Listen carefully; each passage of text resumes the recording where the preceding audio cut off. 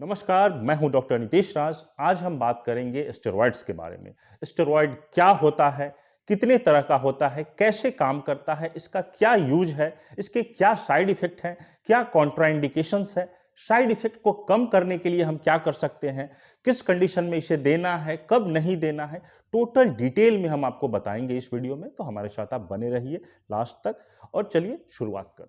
सबसे पहले कि स्टेरॉइड्स जो होता है, कोई भी ऑर्गेनिक मॉलिक्यूल सिंथेटिक हो या मैन मेड हो, चार जो रिंग होते हैं इसमें और 17 कार्बन का ये बना होता है और इसी का जो है थोड़ा बहुत सिमेट्री चेंज होता है तो अलग अलग स्टेरॉइड्स बनते हैं।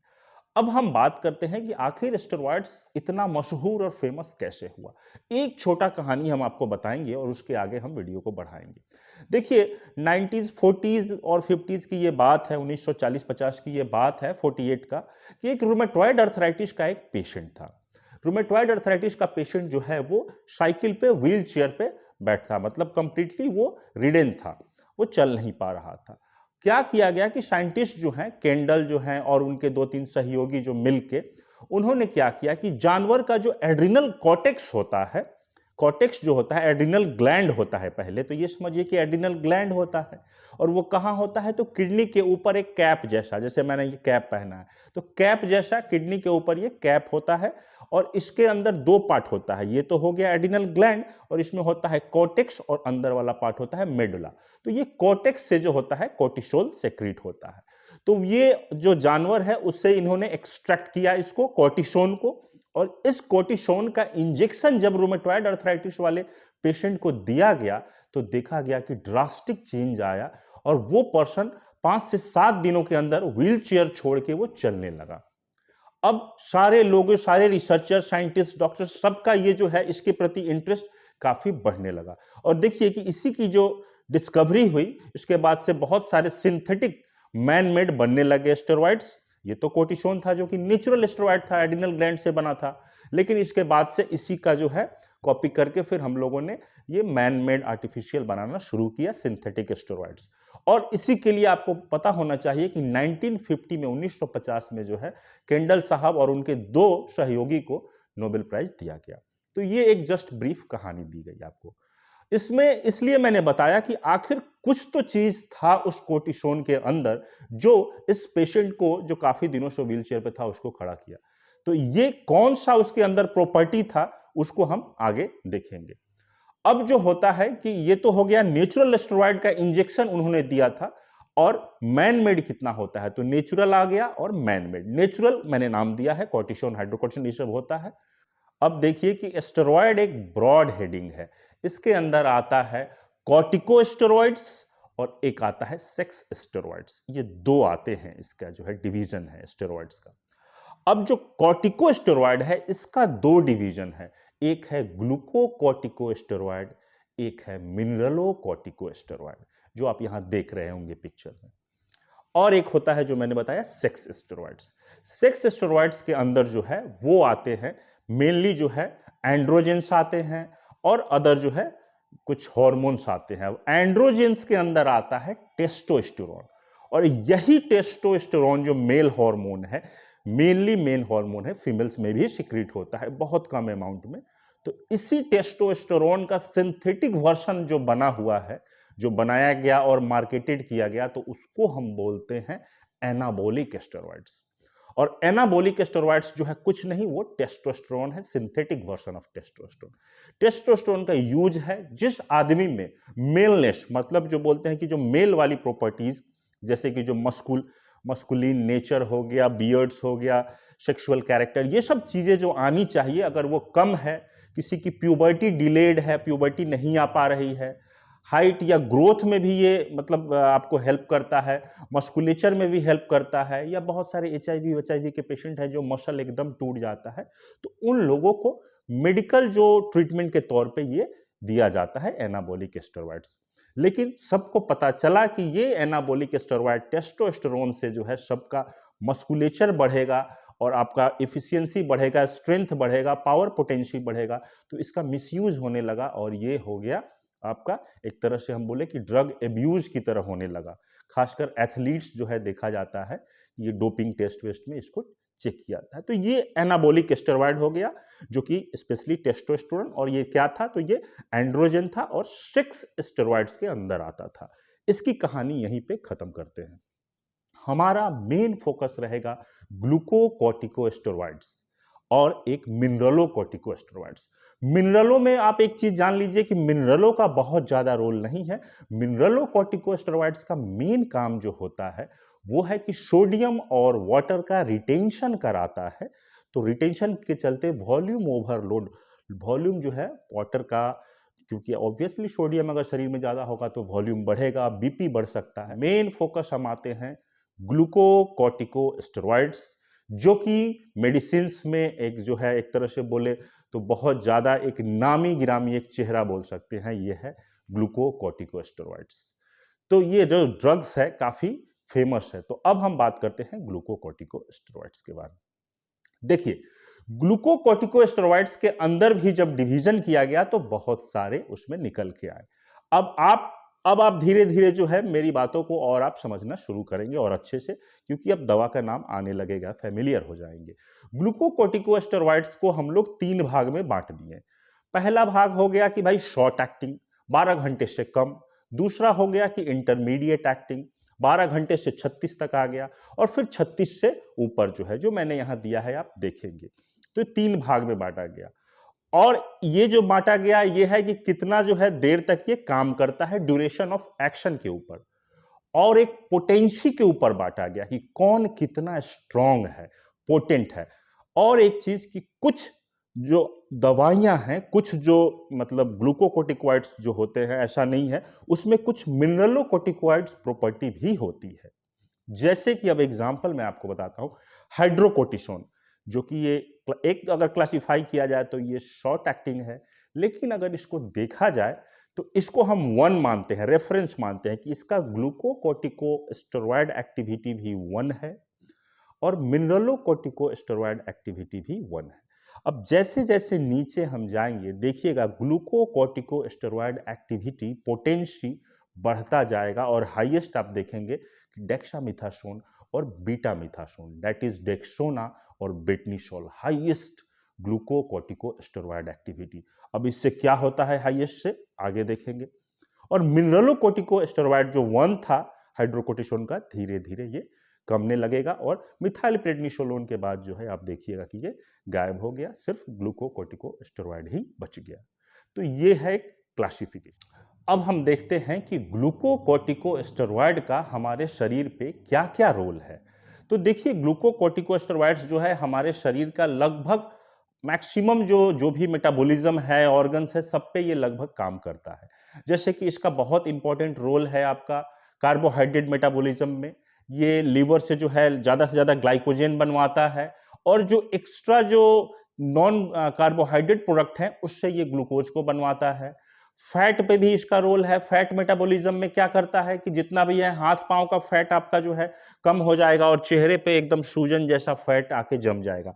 मतलब फैट जो है चेहरे पे सामने पीछे, मतलब सेंट्रल फैट जो है जम जाएगा और पेरीफेरी का फैट नहीं जो है निकलना शुरू हो जाएगा, टूटना, लाइपोलाइसिस होगा उसका। प्रोटीन में भी यही काम करता है, कैटाबॉलिज्म करता है, ये प्रोटीन भी टूटता है। और प्रोटीन जैसे कि अगर बोन का प्रोटीन ऑस्टियोइड टूटता है तो बोन भी कमजोर होने लगता है। बॉडी का प्रोटीन्स भी देखा जाएगा कि कमजोर होने लगता है। तो ऐसे तो इसका बहुत सारा रोल्स है। जैसे कि नर्वस सिस्टम पे भी है, थोड़ा सा आपको अच्छा लगेगा, इसीलिए बहुत लोग गांव में जो है इस इंजेक्शन को देते हैं। थोड़ा यूफोरिया जैसा लगता है, एक जनरल वेल बीइंग लगता है कि हाँ हम ठीक महसूस कर रहे हैं, बट ये दवा का इफेक्ट है। उसके इफेक्ट कम होने के बाद फिर ये जो है आपका, आप जैसे पुराने स्टेज में थे वैसे ही आ जाएंगे। मेनली जो सबसे इंपॉर्टेंट यूज है इसका, दैट इज एंटी इंफ्लामेटरी और immunosuppressive action. Anti inflammatory action से क्या मतलब है कि ये जो किसी भी तरह का इंफ्लामेशन है, किसी भी तरह का, चाहे आपके इंफेक्शन के चलते शरीर में इंफ्लामेशन हुआ है, चाहे आपका जो है चोट लगा ट्रॉमा के चलते हुआ है, या ऑटो इम्यूनिटी के चलते जो है इंफ्लामेशन हो रहा है, या शरीर हाइपर रिस्पॉन्स किया और इंफ्लामेशन हो रहा है, किसी भी तरह का इंफ्लामेशन है उसको ये कम करने की ताकत रखता है, पोटेंशियल रखता है। और यही इसका सबसे बड़ा जो है बेसिस है कि इसी बेसिस के लिए ये यूज किया जाता है। तो कैसे ये इन्फ्लामेशन को जो है कम करता है, डिमाइन्यूट करता है? तो इन्फ्लामेटरी जितने भी सेल्स हैं, सपोज कि आपके हाथों पे अगर इंजुरी हुई, चोट लगा, तो आप खुद देखिएगा इन्फ्लामेशन का 4 कार्डिनल साइंस होता है जो आप देखेंगे, जरूर देखे भी होंगे। अगर कहीं भी चोट लगा या कट इंजुरी हुआ तो वहां देखिएगा कि उस जगह पे जो है रूबर, कैलोर, ट्यूमर और डोलोर। रूबर मीन्स की रेडनेस आ जाएगा, वहां पे लालपन आ जाता है। कैलोर मीन्स की कैलोरी, मतलब वो जगह थोड़ा गर्म हो जाता है। डोलोर मीन्स डोलो टैबलेट बना हुआ है पैरासीटामोल दर्द या बुखार के लिए, तो डोलो मीन्स कि वहां दर्द होगा। और ट्यूमर, ट्यूमर मीन्स कि स्वेलिंग होगा। ये 4 जो फीचर है इसको ये कम कर देता है। अब आपका दर्द भी कम गया, स्वेलिंग भी कम गया, लालपन भी कम गया, है ना? तो ये सब चीजें आपका अगर कम गया तो आप बहुत अच्छा लगेगा कि हाँ स्टेरॉयड बहुत अच्छा है और आप यूज कर रहे हैं इसको, स्टेरॉयड्स को। यही एक प्रॉब्लम आता है, अगर कोई इन्फेक्शन को हम बढ़ावा दे रहे हैं, हमने यहाँ पे इन्फ्लामेशन को रोका, इन्फ्लामेशन को अगर हमने यहाँ पे रोका तो जो हीलिंग होना चाहिए, इन्फ्लामेशन में क्या होता है, शरीर कोई भी बाहर का तत्व हो जो शरीर को लगे कि एबनॉर्मल है, या अंदर का कोई एलर्जन हो, एंटीजन हो, उसके अगेंस्ट में रिएक्ट करता है, उसको हटाना चाहता है, जो इन्फ्लामेशन के थ्रू उसको हटाना चाहता है। लेकिन अगर आप इन्फ्लामेशन को रोक देंगे, भले ही आपको थोड़ा दर्द में आराम हो गया, लालपन, सूजन, दर्द और रेडनेस वेडनेस ये सब कम गया, बट या जो वहां लोकल जो हीट था ये सब कम गया, बट आपने क्या किया कि जो हीलिंग प्रोसेस ये डिले हो जाएगा, घाव जल्दी नहीं सूखेगा, घाव जल्दी नहीं सूखेगा। और एक जो मैंने बताया कि इम्यूनिटी भी कमजोर हो जाएगी, तो जो इन्फेक्शन हुआ है हो सकता है ये इन्फेक्शन और बढ़ जाएगा, क्योंकि शरीर का तो डिफेंस सिस्टम को आपने रोक दिया, रोक के रख दिया। तो इसीलिए एक बहुत सूझबूझ के साथ जो है डॉक्टर्स ये देते हैं कि कहां जरूरी है, कहां एक कैलकुलेटेड वे में दिया जाएगा कि अगर इन्फेक्शन है भी तो एंटीबायोटिक भी चलाया जाता है, स्टेरॉयड भी दिया जाता है, कम दिनों के लिए दिया जाए। तो ये सब चीजें मैं थोड़ा और आगे बताता हूं। तो मेन एक्शन हो गया कि ये एंटी इंफ्लामेटरी है, सूजन को ये कम करता है। लेकिन एक बात हमेशा ध्यान दीजिएगा कि सूजन कम करता है, बीमारी का जड़ को ये कुछ नहीं करता है, सिर्फ बाहर से ही सिम्टम्स को ये कम करता है। It doesn't modify the disease और चेंज द डिजीज, या डिजीज पे कोई असर नहीं पड़ेगा, बीमारी पे कोई असर नहीं होगा, सिर्फ सिम्टम्स, बाहरी सिम्टम्स इन्फ्लामेशन को इसने कम किया। ये बात हमेशा ध्यान रखेंगे।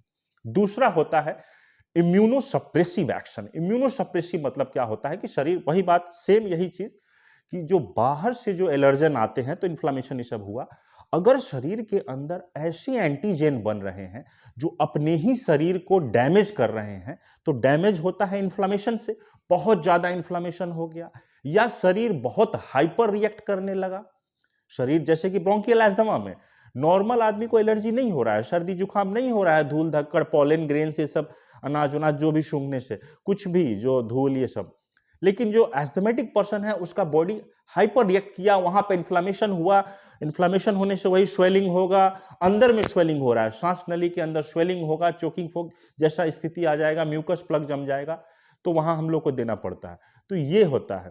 और एक ऑटो इम्यून डिजीज है कि इम्यूनिटी जो है उसका ऑलरेडी जो है अपने शरीर के अंदर ही ऐसा एंटीजन है जो बॉडी को लग रहा है कि वो बाहर से आया है और उस पर रिएक्ट कर रहा है और उसको भगाने की कोशिश कर रहा है, उसके चक्कर में जो है लड़ाई झगड़ा शरीर में चल रहा है, इन्फ्लामेशन हो रहा है। एक बहुत सिंपल एग्जांपल आपको बताता हूं, या तो इम्यून हाइपर रिस्पॉन्स हो बाहर के चलते या अंदर के चलते, जैसे कि ऑटो इम्यून डिजीज में।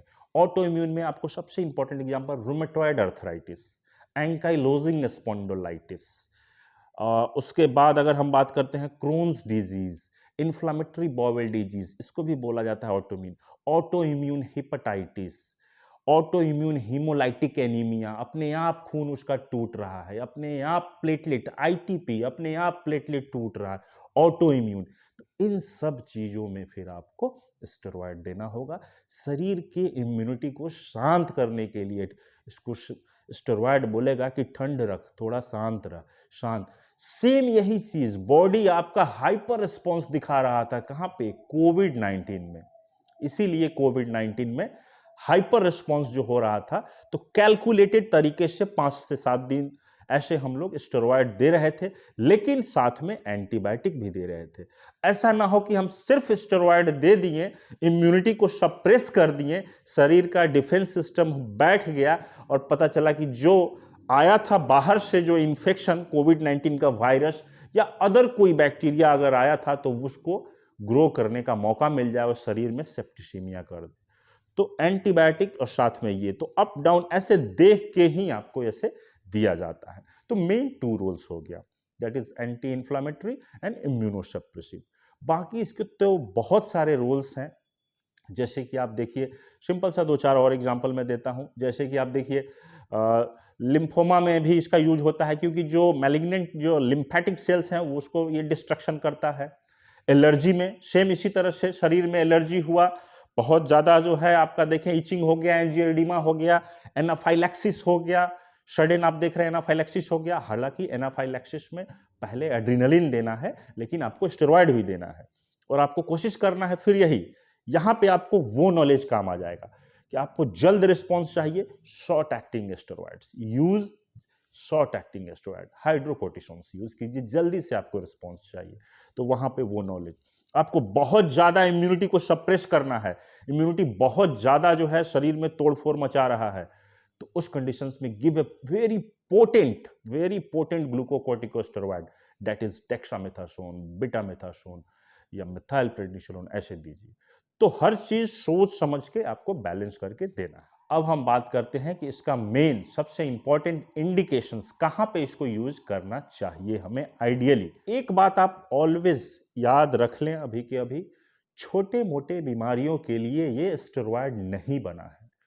ग्लूकोकॉर्टिकोस्टेरॉइड कभी भी, ये छोटे मोटे जो होते हैं बीमारी, छोटा मोटा 2-4 दिन में चला जाए, पेट दर्द और सर्दी खांसी जुकाम पुकाम ये सब, या जो आपको तगड़ा करने के लिए स्ट्रॉन्ग कर देंगे या ताकत आ जाए, ये सब चीज़ों के लिए नहीं बना है। इसका इंडिकेशंस मैं एक तो पूरा लिस्ट आपको दे देता हूँ, वो भी देख लीजिए। कुछ इंपॉर्टेंट मैं आपको जस्ट बताता हूँ और आप खुद समझते जाएंगे। एंटी इंफ्लामेटरी, इन्फ्लामेशन कम करेगा। कहां कहां दे सकते हैं? ऐसा चीज जहां आप परेशान हैं, इन्फ्लामेशन हुआ है, काफी सूजन है। सबसे इंपॉर्टेंट आपको याद आएगा, जो बूढ़े लोग, हमारे फैमिली मेंबर्स जो हमारे ओल्ड एजेड हैं, ऑस्टियोआर्थराइटिस का शिकार है। ऑस्टियोआर्थराइटिस ऑब्वियसली वो ठीक होगा नहीं, आपको मालूम है, ऐसा कोई मेडिसिन है भी नहीं, मेरा पूरा वीडियो भी है उसमें, लास्ट में वो रिप्लेसमेंट कराना पड़ता है। वहां हम लोग आर्टिकुलर इंजेक्शन देते हैं, उसी जगह पे इंजेक्शन दिया जाता है स्टेरॉइड्स का। दूसरा होता है इसका कि कोई भी रूमेटॉइड अर्थराइटिस है, तो यहां हम इम्यूनिटी को भी सप्रेस करेंगे, इन्फ्लामेशन भी कंट्रोल होगा, ऑटो इम्यून है, वहां भी देंगे। तो एक सीरीज से अगर बताया जाए तो मैं आपको ऊपर से नीचे तक बताता हूं, मेन जो यूज है थोड़ा आप ध्यान दीजिएगा। पहला, अगर हम माथे से शुरू करते हैं, सेरिब्रल इडीमा। बहुत बार क्या होता है कि अगर आपको मलेरिया हो गया, फैल्सीफेरम मलेरिया हो गया, काफी दिन तक अगर थोड़ा कॉम्प्लिकेटेड होता जा रहा है दिमाग पे, तो ये सेरिब्रल इडीमा करता है। ब्रेन में अगर इडीमा हुआ ना, तो हर्निएशन और ये लाइफ इंडेंजर्ड हो सकता है और आपकी डेथ हो सकती है। बहुत ये क्रिटिकल कंडीशन होता है। उस कंडीशन में माथा के इडीमा को, ब्रेन के इडीमा को कम करने के लिए, अगर ब्रेन ट्यूमर होता है उसमें भी अगर इडीमा है, तो इडीमा को कम करने के लिए हम लोग स्टेरॉइड्स देते हैं। अगर ट्यूमर उमर के चलते इडीमा है, तो कोशिश कीजिए कि आप जो है स्ट्रॉन्ग पोटेंट दीजिए। या मेनिंजाइटिस है, स्पेशली जो है टीबी मेनिंजाइटिस के केस में देखा गया है, कुछ बैक्टीरियल मेनिंजाइटिस में भी। मेनिंजाइटिस ऑब्वियसली ब्रेन का जो लेयर है ऊपर का, उसके जो इन्फ्लामेशन हुआ है, इसमें ब्रेन मैटर्स का भी स्वेलिंग का चांसेस रहता है, सेरिब्रल एडिमा हुआ, वहां दे सकते हैं। नीचे आते हैं तो यहां अगर हम पकड़ते हैं तो स्किन को पकड़ते हैं। स्किन में तो समझिए कि पूरा स्किन डिपार्टमेंट, मैक्सिमम जो है 80% skin department is running because of the steroids. अब हम बात करते हैं, उसमें भी स्किन वाले जो स्टेरॉइड्स होते हैं वो लोकल मलहम के तौर पे आते हैं। उसमें भी 3 उनकी पोटेंसी होती है, हाईली पोटेंट, मॉडरेट और माइल्ड। मॉडरेट, माइल्ड, यही सब यूज किया जाए, स्पेशली जो है जो एरिया काफी पतला है, क्योंकि इसका बहुत ज्यादा साइड इफेक्ट होता है। वो बहुत ज्यादा पोटेंट जो है, ऐसे जगह पे पोटेंट स्टेरॉइड नहीं यूज कीजिए जो जिसका चमड़ा काफी पतला है, नहीं तो फिर वो जगह ब्रूजिंग हो सकता है या फट सकता है। ये हो गया इसकी। और भी आते हैं चेहरे पे, अचानक से आप देखिए बेल्स पाल्सी हो गया किसको, वहां पे स्टेरॉइड दीजिए, जरूरी है आपको स्टेरॉइड देना। आंखों में आते हैं, आंखों में बहुत कॉमन इंट्राऑक्यूलर इंजेक्शंस दिया जाता है, ड्रॉप्स आता है स्टेरॉइड्स का, आप लोग सुने होंगे, सिप्लॉक्स डी, ये सब कुछ आता है, मॉक्सिफ्लोक्सासिन के साथ डेक्सामेथासोन, लोटिप्रेडनॉल, ये सब आता है, ये दिया जाता है। सोच समझ के, एलर्जिक कंजंक्टिवाइटिस है, आइरिडोसाइक्लाइटिस है, आयराइटिस है, बहुत कुछ। बट कोई भी फॉरेन बॉडी अगर लग रहा है कि अंदर में कुछ चोट लगा है, इंजुरी है, बड़ा सोच समझ के दिया जाता है, ऐसे नहीं देना है। हर्पिस सिंप्लेक्स केराटाइटिस कभी नहीं देना है ये सब। तो ये सब भी आपको नॉलेज होना चाहिए, कहीं भी आप वो ड्रॉप नहीं दीजिए। नीचे अगर आते हैं हम, तो लंग्स की अगर हम बात करते हैं, लंग्स से पहले अगर यहाँ आते हैं गले में, एंजियोइडिमा हुआ, एनाफाइलैक्सिस हुआ, पूरा लाइफ थ्रेटनिंग आप देख रहे हैं कि चोकिंग हो गया, पूरा मुंह सूज गया अंदर में जो है पूरी तरह से, एंजियोइडिमा ये सब हुआ, और टिकेरिया, हाइप्स, ये सब जिनको भी होता है और एंजियोइडिमा होता है, वहां दीजिए, लाइफ सेविंग है, शॉर्ट एक्टिंग जल्दी से दीजिए, साथ में एड्रेनलिन ये सब भी दिया जाता है। जिसको जो ट्यूब पहनाया जाता है, वेंटिलेटर पे जो रहते हैं और वेंटिलेटर से निकाला जाता है, जब ट्यूब निकाला जाता है वो ट्यूब, तो अचानक से हो सकता है कि वो फिर से स्पाज्म हो जाए, उस कंडीशंस में फिर वहां पे इन्फ्लेमेशन कम करने के लिए देते हैं। और नीचे आते हैं ब्रोंकियल एस्थमा। आपको मालूम है ब्रोंकियल एस्थमा में एक वेरिएंट होता है जिसका नाम है स्टेटस एस्थमेटिकस, मतलब वेरी इमरजेंसी कंडीशंस, आपको तुरंत इंजेक्शन जो है आईवी पुश करना है, आईवी देना है स्टेरॉइड्स। सोच समझ के देना है, कौन सा देना है मैं सब कुछ बता दिया हूं। नेक्स्ट आते हैं कि अगर हम देख रहे हैं कि ठीक है बहुत इमरजेंसी नहीं है लेकिन काफी तकलीफ हो रही है, टैबलेट स्टेरॉइड्स कुछ दिनों तक दिया जाता है, बार बार बोल रहा हूं, कुछ दिनों तक। तीसरा अगर आते हैं कि अगर नॉर्मल अगर पेशेंट है अस्थमा का, सीओपीडी का, इनहेलर चलता है, इनहेलर के फॉर्म में स्टेरॉइड्स चलता है, वो भी स्टेरॉइड्स है, तो वहां भी इसका यूज है। और भी है, आईएलडी है, या जो है ड्राउनिंग के केस में अगर जो है पल्मोनरी इडीमा होता है, एस्पिरेशन निमोनिया होता है, तो बहुत कुछ है। नीचे आते हैं पेट में इन्फ्लामेटरी बाउल डिजीज हो गया, उस कंडीशंस में अल्सरेटिव कोलाइटिस है, क्रोन्स डिजीज है, वहां दे सकते हैं। और नीचे अगर आते हैं हड्डियों में, पैर में देखिए, हड्डियों में कब देंगे, मैंने बताया, ऑस्टियोआर्थराइटिस हो गया, एंकाइलोजिंग स्पॉन्डिलाइटिस है, जो भी हड्डी का है उसमें, रोमेटॉइड अर्थराइटिस, इन्फ्लामेशन कम करने के लिए टैबलेट, एक्यूट है तो पूरा देना है। और जितने भी ऑटो इम्यून डिजीज हैं लगभग, एक और बहुत इंपॉर्टेंट यूज है, सेप्टिक शॉक में भी इसको दिया जाता है। सेप्टिक शॉक में है, सेप्सिस तो है, इन्फेक्शन तो है, लेकिन पेशेंट जो है शॉक में है, बीपी ओपी मिल नहीं रहा है, बीपी सपोर्ट चल रहा है, एड्रेनलिन, नॉरएड, डोबुटामिन, डोपामिन ये सब चल रहा है, आईसीयू में भर्ती है। उस कंडीशंस में हम लोग स्पेशली हाइड्रोकोर्टिसोन देना प्रेफर करते हैं। हाइड्रोकोर्टिसोन इसलिए क्योंकि ग्लूकोकोर्टिको स्टेरॉइड वाली प्रॉपर्टी इसकी कम है, तो ऐसा ना हो कि बहुत इम्यूनिटी भी सप्रेस कर दे तो पता चला शॉक जो है, सेप्सिस जो है और बढ़ जाए, तो इसीलिए हाइड्रोकोर्टिसोन देते हैं। और दूसरा कि ये मॉनिटर कर सकते हैं, एक बार दे दिए, देखें कि अगर हम देख रहे हैं इन्फेक्शन बढ़ रहा है तो रोक सकते हैं। दूसरा अगर हम देंगे तो वो 1 से 1.5 दिन 2 दिन तक काम करता है, तो फिर वहां प्रॉब्लम हो जाएगा। तो सेप्टिक शॉक में भी इसको दिया जाए। सेप्टिक शॉक में ये क्या करता है कि जो एड्रेनलिन है शरीर में या अलग से दे रहे हैं, उसके एक्शन को ये पोटेंशिएट करता है और बीपी बढ़ाने में ये मदद करता है। और स्किन डिपार्टमेंट में जो यूज होता है स्टेरॉइड्स का, एक्चुअली टॉपिकल होता है। टॉपिकल मतलब है कि वो मलहम और जेल इस सब के फॉर्म्स में आते हैं, वो यूज होता है। उसमें इसकी जो मेन प्रॉपर्टी जो यूज की जाती है, जो कि एंटी प्रोलिफरेटिव प्रॉपर्टी है, मतलब ग्रोथ जो हो रहा है ना, बहुत ज़्यादा स्केलिंग हो रहा है, जैसे कि सोरियासिस में होता है, तो वो स्केलिंग उस कंडीशंस में, या एक्जिमा है, या जो आप देख रहे हैं डर्मेटाइटिस है, तो ये सब चीज़ों में इसका यूज़ किया जाता है। वहाँ पे एलर्जी हो गया, या हाइपर इम्यूनिटी अगर हो गया है, लोकल अगर हाइपर इम्यूनिटी हो रहा है, या बहुत ज़्यादा पिगमेंटेशन है, तो ये सब कम करने के लिए, स्पेशली सोरियासिस, या कुछ कुछ में टॉपिकल के जगह ओरल भी दिया जाता है, अगर बहुत ज़्यादा बढ़ जाता है तो लूपस वल्गेरिस है, पेम्फिगस, ये सब में दिया जाता है इसको। तो स्किन डिपार्टमेंट में ऑब्वियसली मैक्सिमम जो क्रीम्स आते हैं, ये स्टेरॉइड्स उसमें मिले हुए रहते हैं। अब साइड इफेक्ट देखिए स्टेरॉइड्स का, कि चेहरा पे अगर आप लगा रहे हैं, सपोज बेटनोवेट, ये इसमें भी steroid, that is also steroid, तो उसमें क्या है कि आप देखेंगे कि वो चेहरा काफ़ी ज़्यादा धीरे धीरे लाल होना शुरू हो जाएगा। लाल होने के बाद वो स्किन और पतला हो जाएगा, पतला होने के बाद वो फट सकता है, या धीरे धीरे फिर आप देखेंगे कुछ दिनों बाद वो व्हाइट होगा, उसमें बहुत चेंजेज आएंगे, इकाइमोसिस होगा, ब्रूजिंग होगा, तो ये सब चीज़ें होती हैं।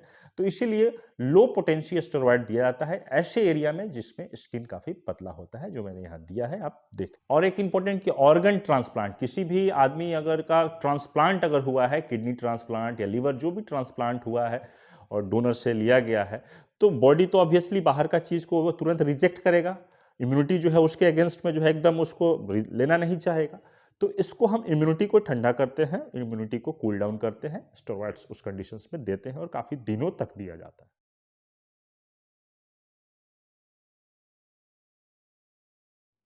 बहुत ज़्यादा साइड इफ़ेक्ट हैं इसके।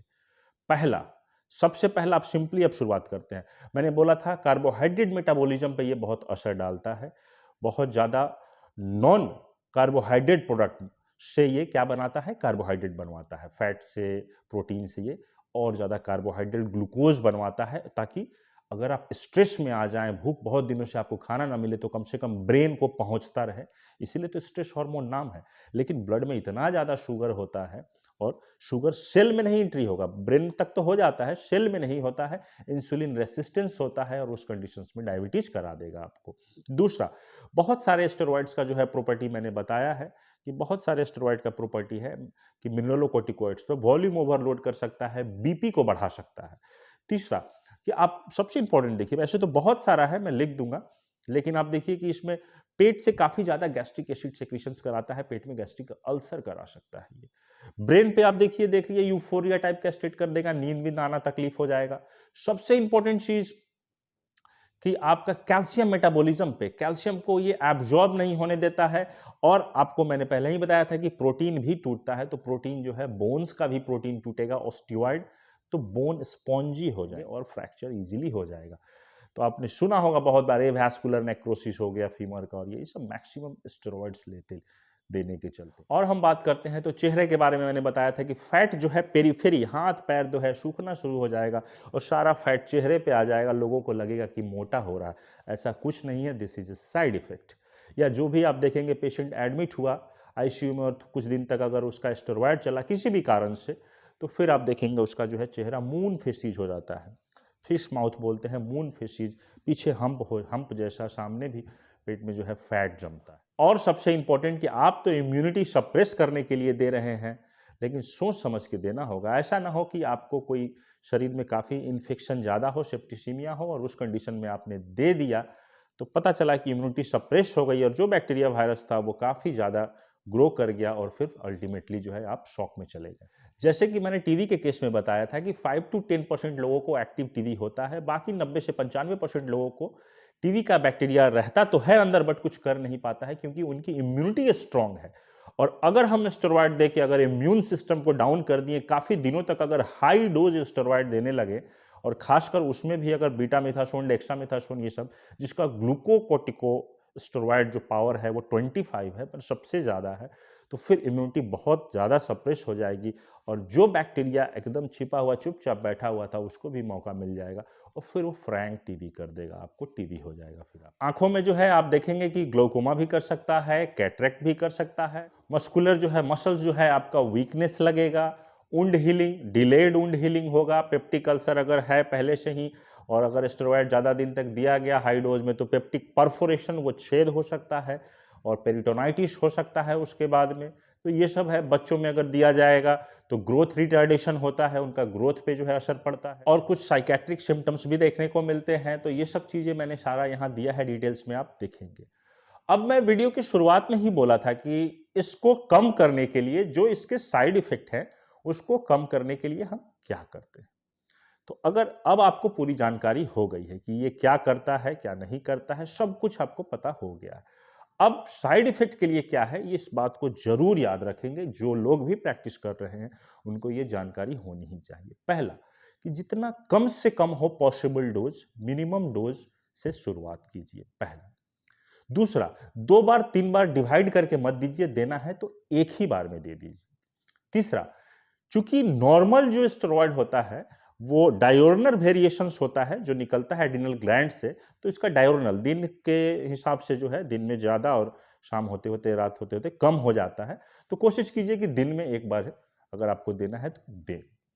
और क्या है कि आपको मालूम है कि ये स्टेरॉइड्स जो है शुगर करता है या प्रेशर करता है, जो भी चीजें हैं, तो ये आप पहले ही आप आइडेंटिफाई कर ले, उन पेशेंट्स को आप ये नहीं देना है। और हमेशा कोशिश कीजिए कि जितना कम ड्यूरेशन के लिए दिया जाए, 5 दिन, 7 दिन, 10 दिन, मैक्सिमम 2 वीक्स, जितना कम ड्यूरेशन के लिए दिया जाए उतना ही अच्छा है।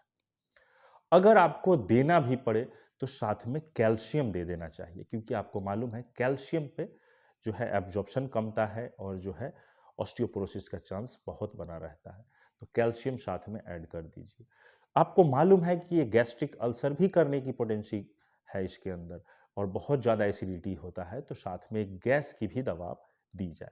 तो मैंने ये पूरा लिस्ट दिया है, आप इसको देखें कि क्या क्या करना चाहिए, ताकि इसके जो है साइड इफेक्ट जितना हो सके।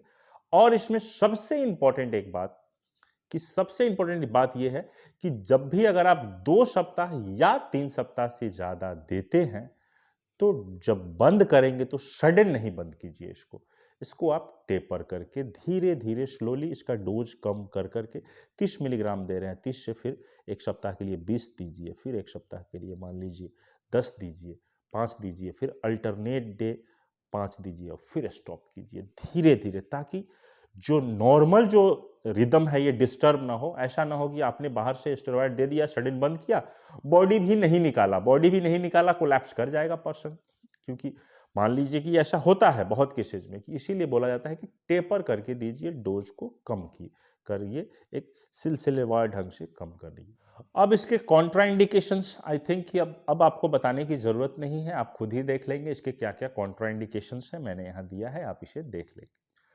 अब ऐसा नहीं है कि जो किसी को भी अगर इन्फेक्शन है तो नहीं देना है। अगर इन्फेक्शन काफी प्रोग्रेस कर गया है, अब वो लाइफ थ्रेटनिंग होता जा रहा है, इवन हम टाइफाइड में भी देते हैं, बहुत कॉम्प्लिकेशंस हो जाता है। तो टीबी के केस में तो मैंने बताया, मेनिंजाइटिस में देते हैं, इवन बैक्टीरियल मेनिंजाइटिस भी होता है, कुछ कुछ केसेज में दिया जाता है।